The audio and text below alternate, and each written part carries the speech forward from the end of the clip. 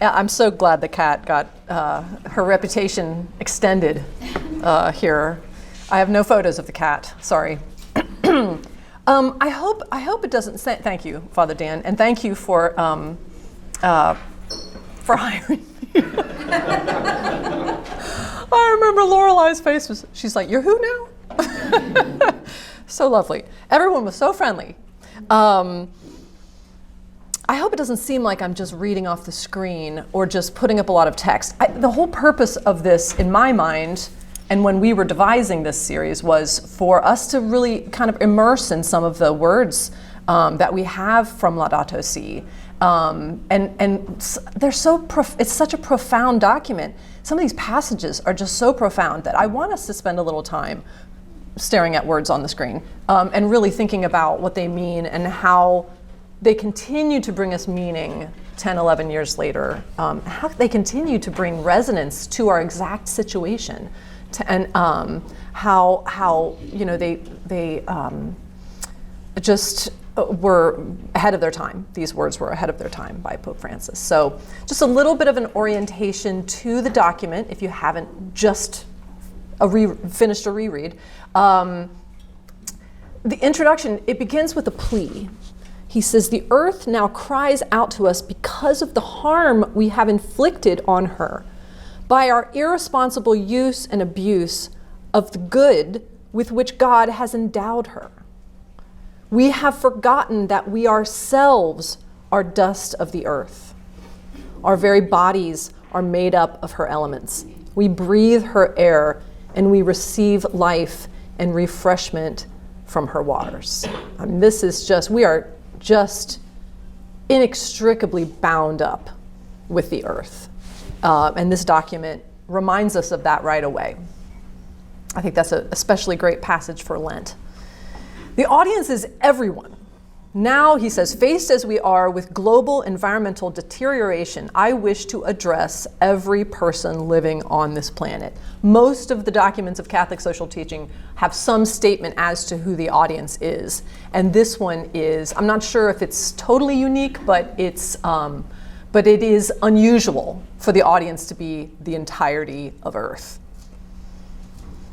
He goes on in the introductory part to review. It's really actually quite a helpful review of statements from previous popes and important spiritual figures who have spoken out about care of the earth. But I will say that I taught a course at Dayton called Faith and Justice, which was Catholic social teaching. And it was so dispiriting that there really wasn't a great Catholic social teaching resource for care of the earth at that time, 20 years ago, whatever, 18 years ago. That was always, it was always like, because environmental concerns are a theme of Catholic social teaching and have been for a long time. It just, there wasn't a whole, there are all these wonderful statements, but there wasn't a document that we could point to. And this is just, when Laudato Si was announced, it just gave so many of us so much hope that finally this is being treated head on by our leadership. In the inspiration section, there's a special focus, of course, on St. Francis of Assisi. And again, listen to how Pope Francis talks about his namesake. He calls him that attractive and compelling figure, the example par excellence of care for the vulnerable and of an integral ecology lived out joyfully and authentically. And of course, here from paragraph 10, we have the introduction of this central concept in Laudato Si, integral ecology, and St. Francis as a beacon of that. He says he shows us just how inseparable the bond is between concern for nature, justice for the poor, commitment to society, and interior peace. So if you remember a particular line that helps you remember what integral ecology is all about, remember this one. This is a great line that kind of primes the pump for us to understand this central teaching.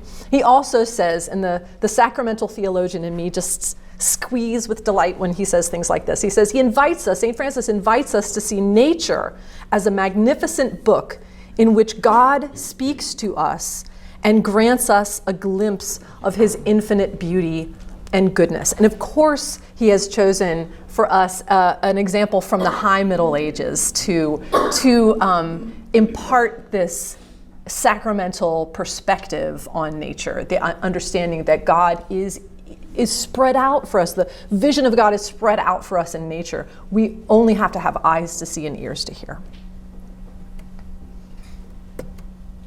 I love it when you have to press the forward button 3 times for 0 reason. So then he makes an appeal. He says, I urgently appeal then for a new dialogue about how we are shaping the future of our planet. We need a conversation which includes everyone, since the environmental challenge we are undergoing and its human roots concern and affect us all. Obstructionist attitudes, even on the part of believers, we've all faced it, right? But I love the tone of outrage here, can range from denial of the problem to indifference, nonchalant resignation, or blind confidence in technological solutions. We're all implicated here. We require a new and universal solidarity. As the bishops of Southern Africa have stated, everyone's talents and involvement are needed to redress the damage caused by human abuse of God's creation. All of us can cooperate as instruments of God for the care of creation, each according to his or her own culture, experience, involvements, and talents. So as we get started here, I have a discussion prompt for you. So turn to your neighbor or neighbors and talk about, and I do this with my 179 students as well. It's actually a quiz question, if you want to be honest. They get to write about what culture, experience, involvements, and talents they bring as individuals to this question. Pope Francis is saying everybody needs to contribute to the solutions to this problem. So what do you bring? You guys are ready. Okay, I think we could do this all day from what I'm seeing. I think we could do this all day, but I do have just a few other slides. Okay, so moving on. I would also love to hear about what you talked about, but again, I think that we would take up the rest of the hour doing that. One of my students last semester, I just really grew to love this young man. His family's 5th generation oil field business here in Ohio. It was a real struggle. This topic was a real struggle because there's no way around what this document is calling for, which is an end to fossil fuels. And but you know what? I mean, he was really honest with me, and when I asked him that question, what do you bring to it? He was really honest with me and just kind of forthright about his answers and the way he's approaching it, and we're still friends. I was so glad that we're still friends.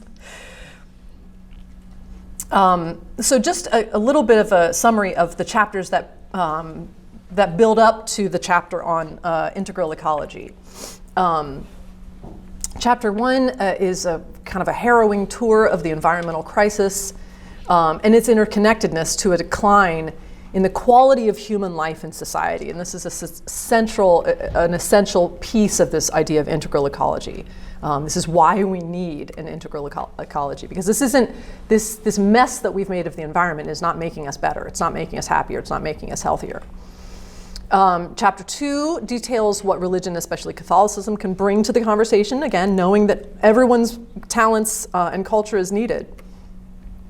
Chapter 3 details the problems of, that's my words, not Pope Francis's, dear Earth, it's not you, it's us, the problems of a technocratic paradigm and anthropocentrism. So those are fancy words, but what we mean is this seemingly unlimited power that, a Star Wars meme was coming, the seemingly unlimited power that all of our new technologies have given us.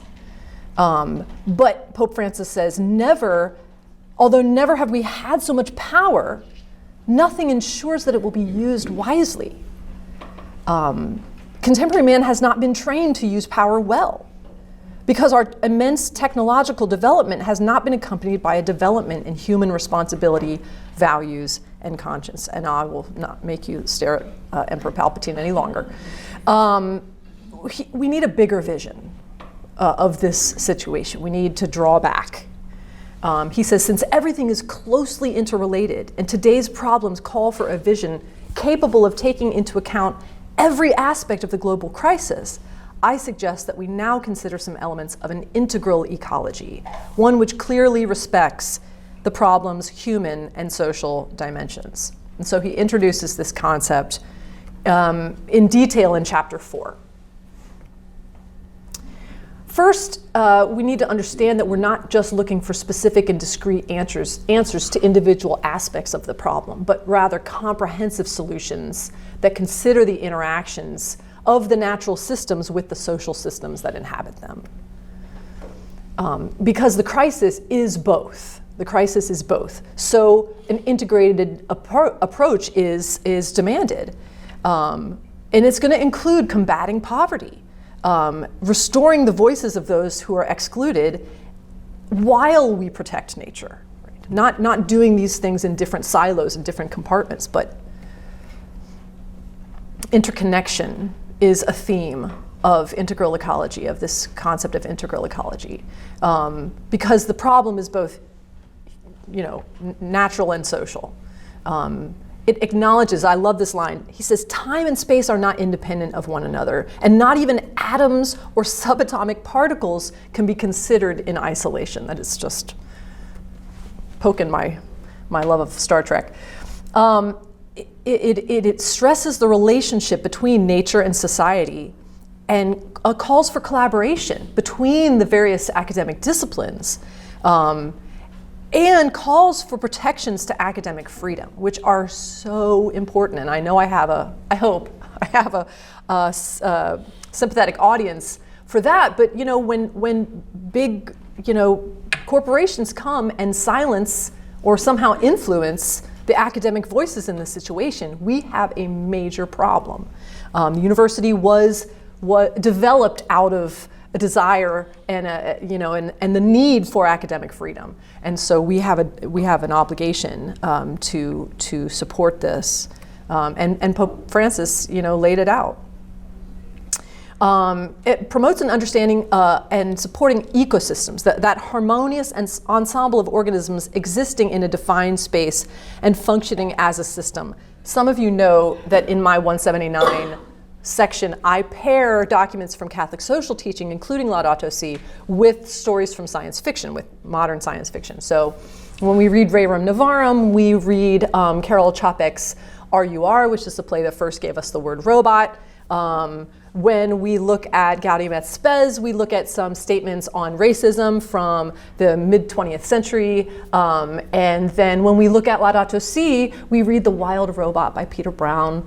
And I always challenge them to help define integral ecology by using examples from The Wild Robot. And so, because that's a story where this robot comes into this natural space and then she kind of orchestrates the collaboration of all the animals who are already existing in collaborative relationships, but she sort of kind of increases this, and it's very cute, and some of them get it.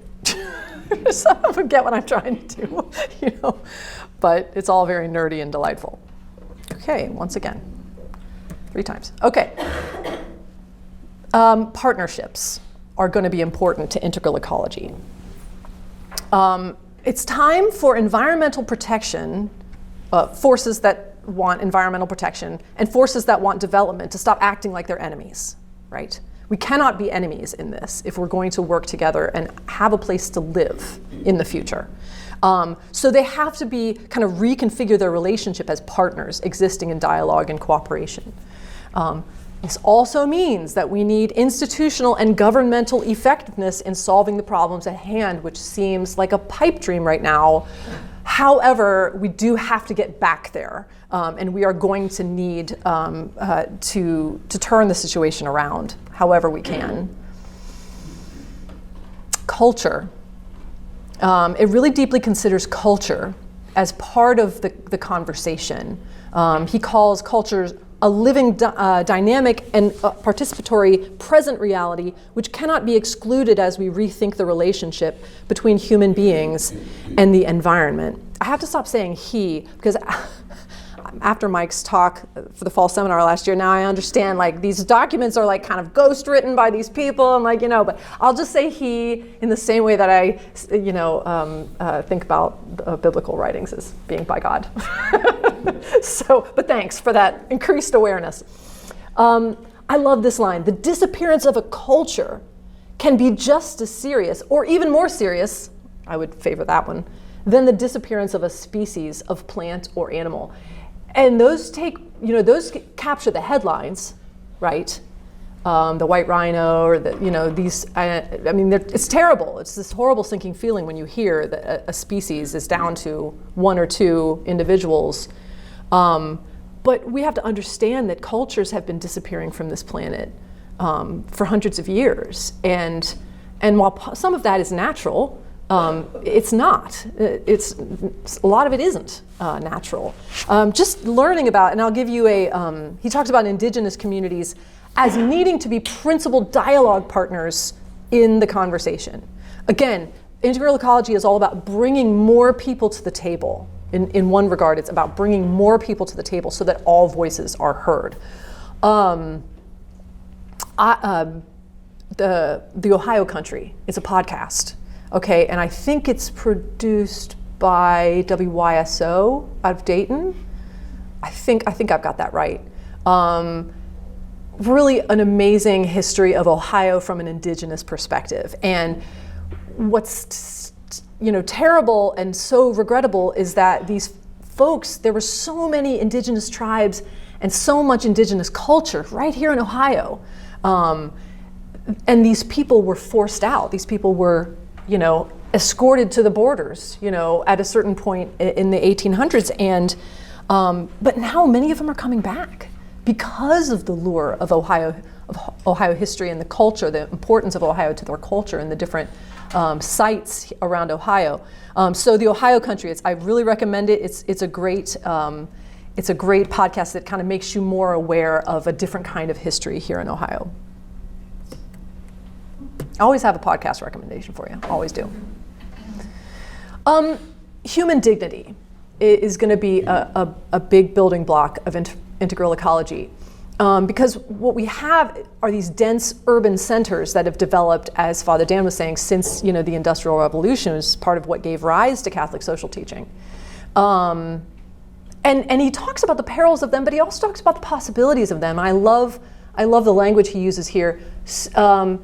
They foster a sense of belonging. They can foster dignity if they're cooperative environments, environments filled with love. He talks about a communitarian salvation, which I have to say is just like one of my favorite parts about being Catholic, is that we think about salvation in communitarian terms. We think about a shared salvation.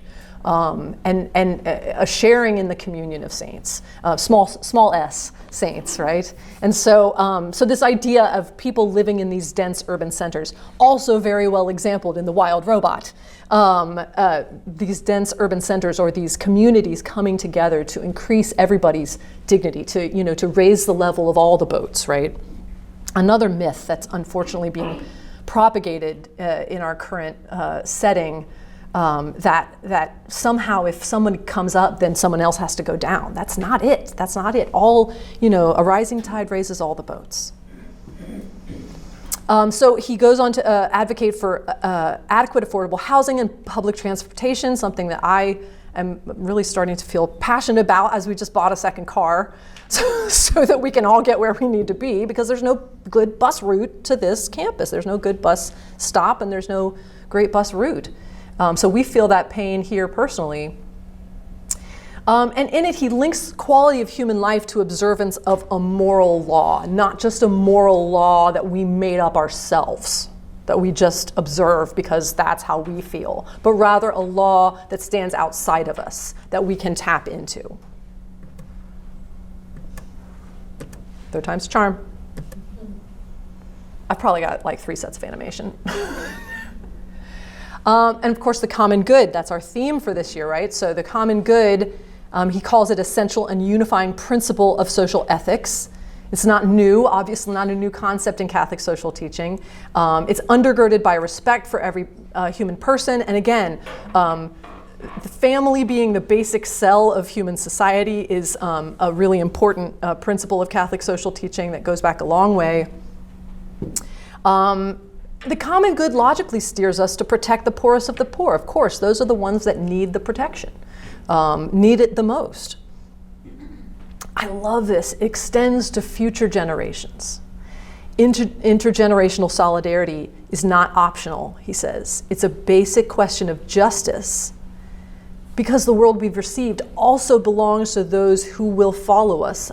I feel like probably many of us have heard somebody comment that this environmental crisis isn't really their problem because it's going to be somebody else's to deal with. And it's just heartbreaking. It's just heartbreaking. And I want to counteract it, so bad and instill in our young people this obligation. And this, not only obligation, you can't be obligated to somebody that you're not aware of, but frankly, I think the Eucharist is a really powerful catechetical tool, educational tool, because when we're celebrating the Eucharist, we are celebrating with all of the saints that came before us, of course, right? We're shoulder to shoulder with all of them. But we're also celebrating with all of the saints, small s, all of the saints that are to come, right? And so I stand there thinking about my dad, I stand there thinking about Father Rivers, I stand there thinking about all the people who have come into my life and gone, but then I also think about my children's children, right?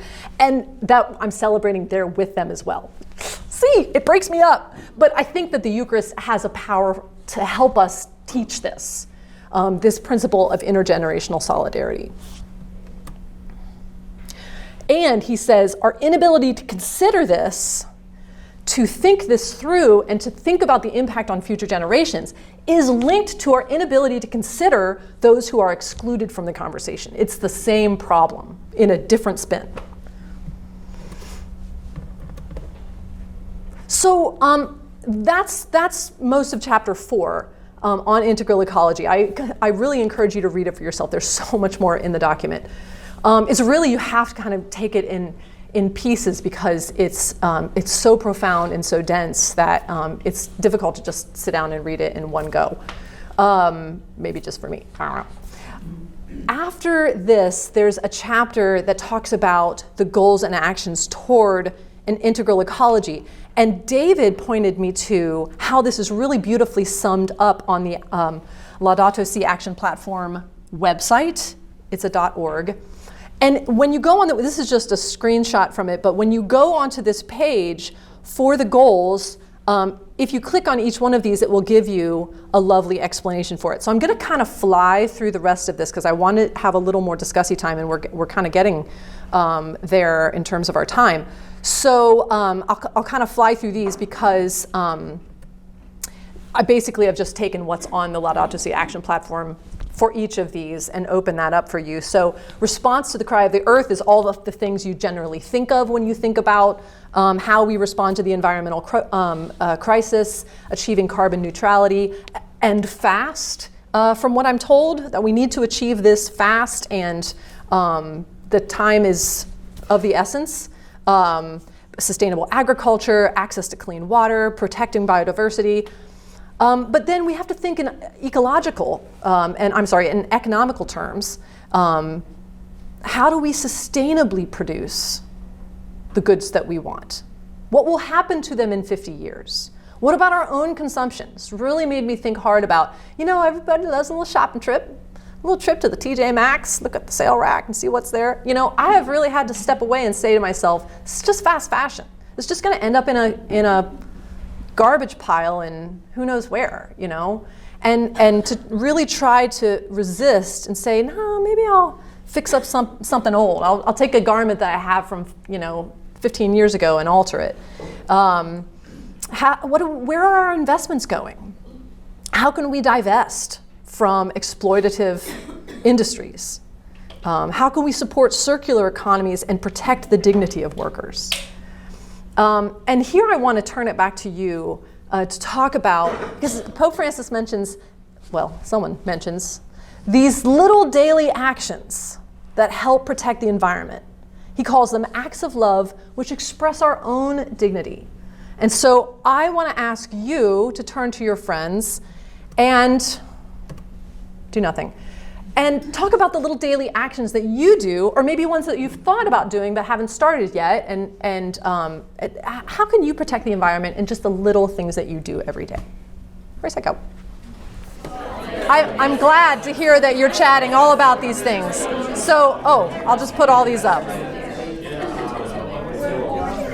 So here are some suggestions that Laudato Si recommends for our little daily actions. I'm sure many of you talked about these, avoiding use of plastic and paper. I walked in today and I got my lunch, and then I said, I need a drink, and then I thought, no, I have my water bottle. I don't need a drink. I don't need to throw a plastic cup in the recycling.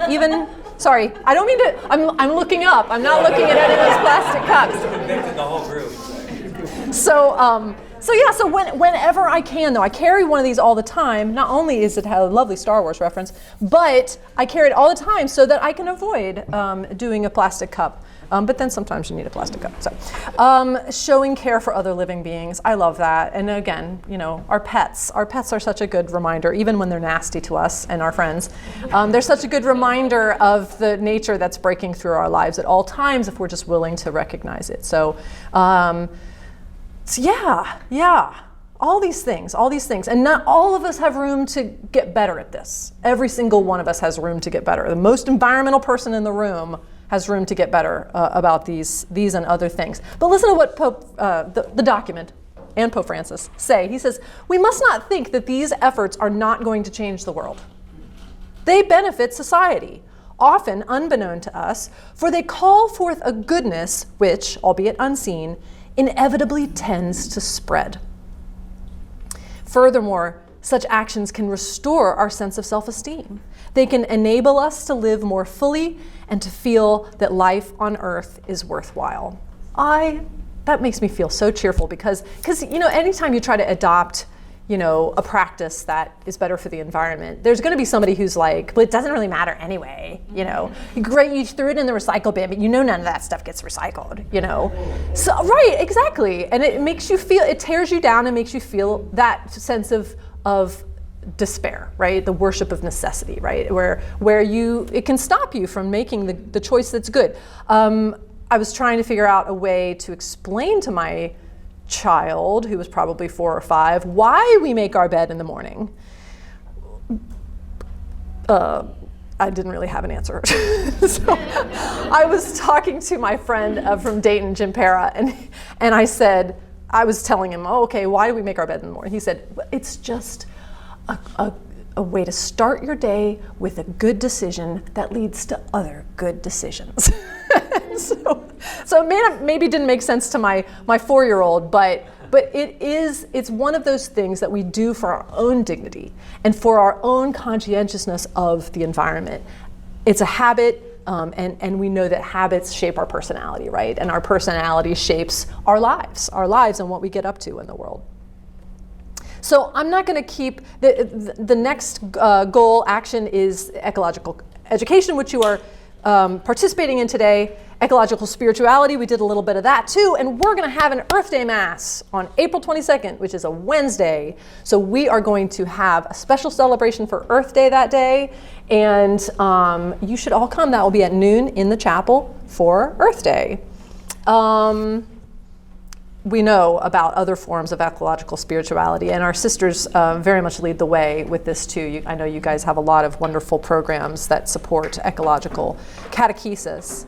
I'm just going to move on to my last slide here, which is about what you're going to hear next.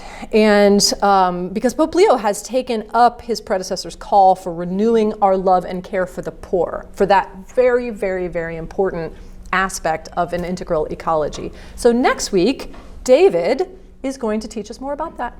So thank you, and we're looking forward to your talk. And thank you all for your kind attention today.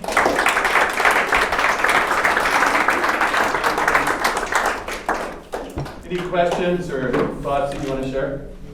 Rotten fruit.